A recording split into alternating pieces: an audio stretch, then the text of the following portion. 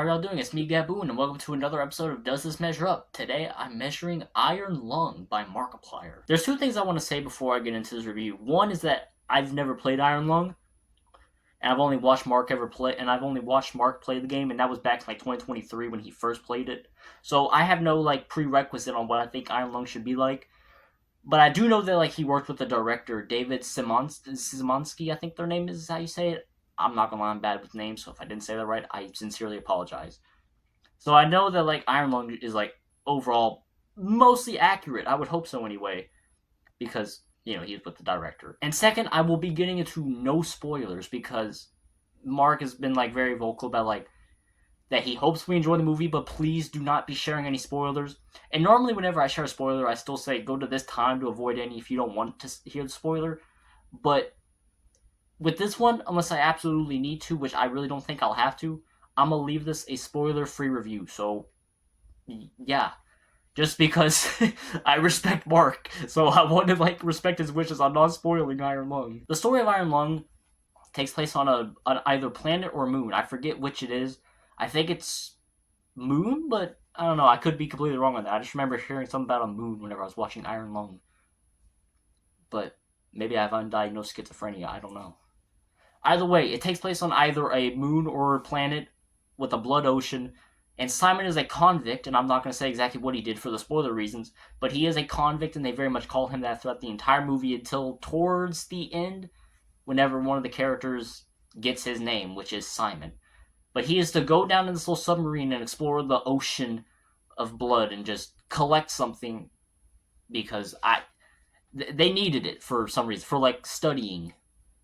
But this is to get his freedom so that he can kind of re-enter into society, I guess, and get his freedom, as he refers to it throughout the movie. About 98% of this movie you spend with Mark in the sub. There's a 2% where you see other characters whenever they first come back up to the surface beyond the blood ocean. But honestly, for the other 98%, it's only Mark in this little submarine. And honestly, I like the effects of the submarine.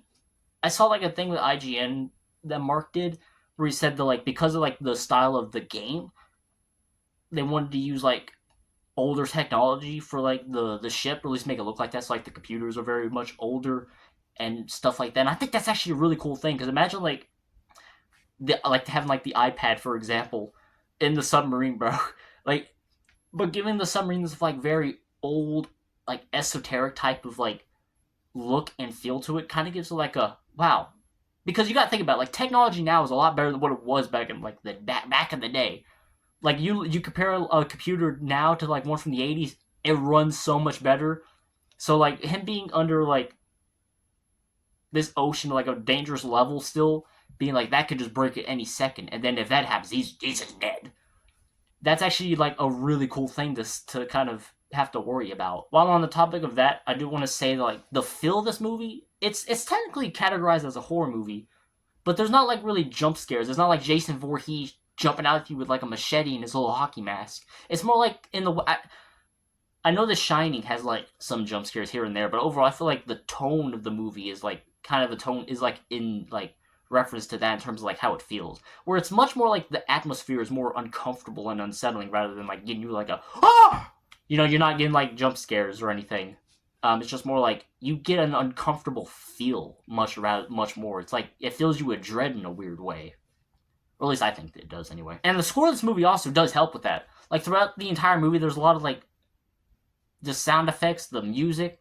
There's a lot of things about it that kind of give you that extra ooh feeling of uncomfortableness and inner dread. It kind of helps with that. I don't know if I could I don't want to compare any scenes, but you just have to kind of take my word for right now. Unless you've seen it, then I guess maybe you would know.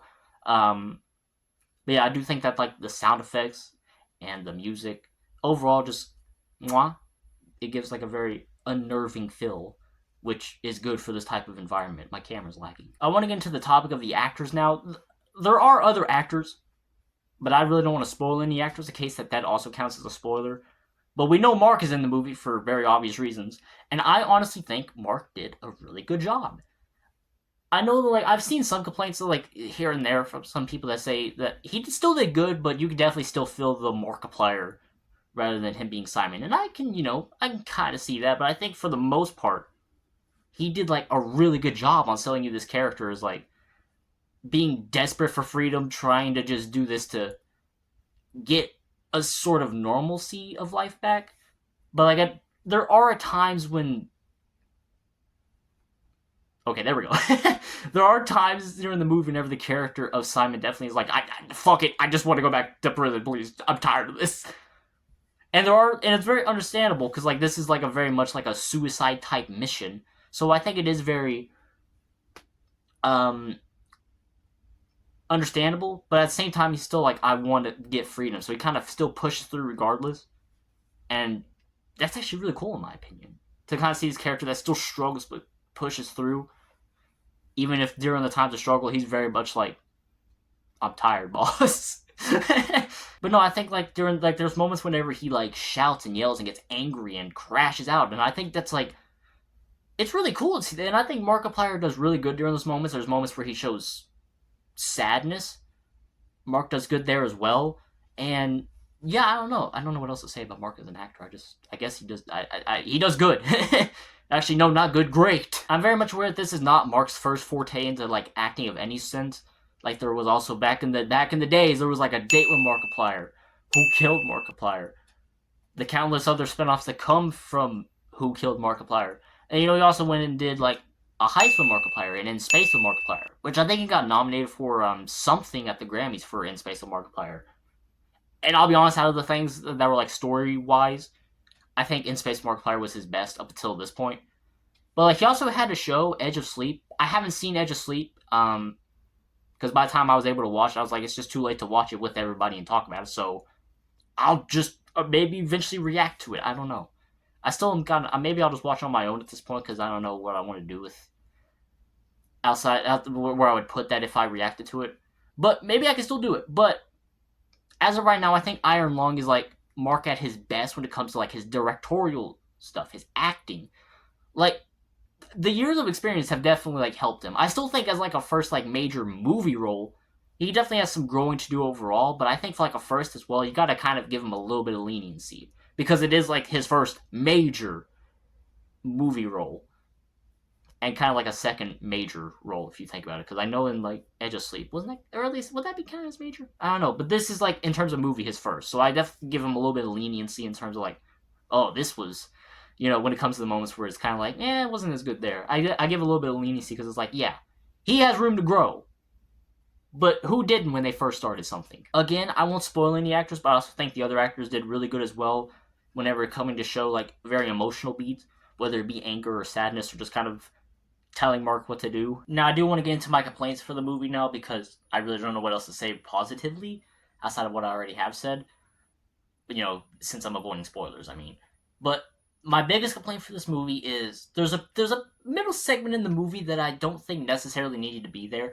I'll be honest, I still prefer it being there because there's still some like really cool shots in it. To kind of say what that part is like for a shot, for example, I don't know what I'm talking about. There's like a very slow motion shot that happens towards it before it goes to the next segment. I think that shot's really cool, and I like seeing that shot, I'm gonna be honest. But at the same time, I think about the entire segment, I'm like, even though I prefer being here, in terms of the overarching narrative of the story, I can also survive with it not being here.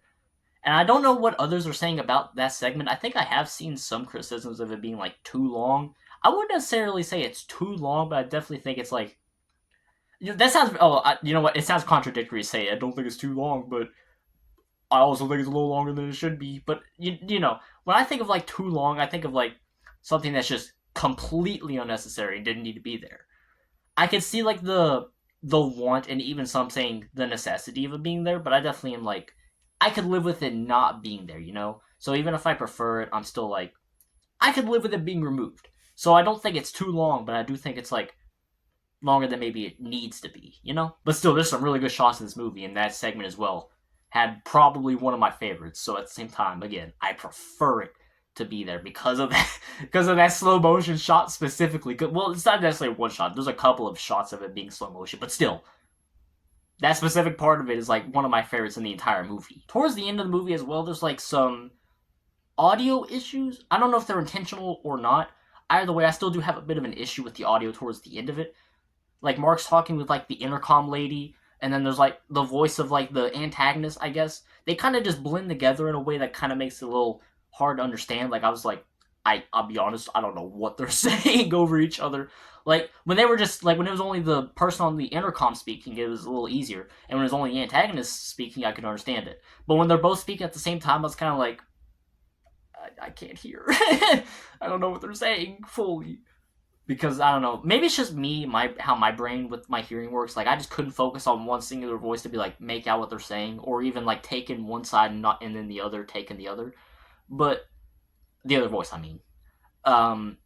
I couldn't do that. So maybe that's just on me. Maybe I need to fix my ears. I don't know. But either way, I couldn't exactly understand what the two were saying.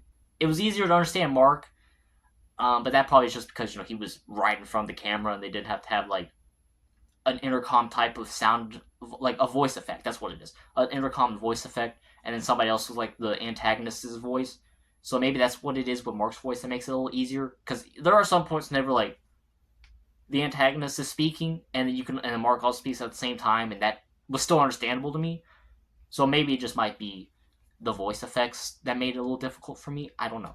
Either way, there is some issues with the audio towards the end of the movie that I do find is like a genuine complaint on my end, that I can't really find any positives for. But I also like the ending of the movie. I know I already said that I didn't have any other positive thoughts, but to be honest, I just didn't want to like. I like going in a segment, I like going in a sequence of events. And I do think the ending of the movie does end very strong. I have seen some complaints like for like the beginning of the movie where people are like it moves a little slow. And it is a slow burn, but I don't dislike slow burns. Like I really like Dune, both of them. And Dune Part 1 especially is like a really slow movie. So I don't even dislike slow burns. I actually like them. And I think the first like act of the movie does set up like the world of Iron Lung very well. Like who Simon is, why he's on this mission, and stuff like that. I really like that happens. And then the second act of the movie, it does have a lot of like hype moments, if I'm being honest, like moments that keep you on the edge of your seat. So I could see some people disliking the movie because they thought the first act of the movie was kind of slow, and maybe being more into the second act. But I personally like the entire movie. But again, and then towards the end of the movie, I think it does end off very strong. It's kind of like an open-ended type ending in terms of like certain things. Like not the entire movie. It's not like the fate of the characters is open-ended. Like there's just something that happens towards the end of the movie, and then it kind of leaves that up to your own interpretation, which I like because I like letting my imagination just run wild to where I'm either just straight up delusional or maybe I'm cooking. I don't know. Either way, I like those open-ended movies because or even just stories in general, not just movies, just stories in general, because it does let my imagination run wild to be like, oh, what happens to them after this, or even if their fates are like, we already know what happens to them, what happens to the other characters that we might not even know about, who we've not seen, or even the characters that were also affiliated with this other character, who, I don't know. I just like letting my imagination run wild. So Iron Lung may not be like some open-ended ending to where everything is open-ended. Like some things are just definitely like, confirmed and whatnot. But in terms of like the overall ending of the story, I think it is open-ended based on how it ends. And I'll be honest, I like that a lot. In one theater, Markiplier was asked about like his studio because it was like a joke about Markiplier Studios. And he talked about how they just kind of, the movie people had to make him be like, you have to have a studio because everything has a studio. And he's like, it's just Markiplier. But he did say he's like very much into doing like more projects in the future, or at least I believe that's what he said. Either way, I think this was like a strong first start as like movies go. So I'm actually very into like seeing what else he does in the future, as he does have room to grow, and this is his first. So I'm just excited to see what he does in the future, and I'm going to give Iron Lung a measuring of 8 inches. Movie is very good. I'd recommend you go see it while you can in theaters. I don't know if it's still there because it's right now February 2nd. And I went to see it last night, but I just fell asleep by accident. So, daytime review. But yeah, I don't know. Good movie. Highly recommend. And yeah. With that, I'll take my leave.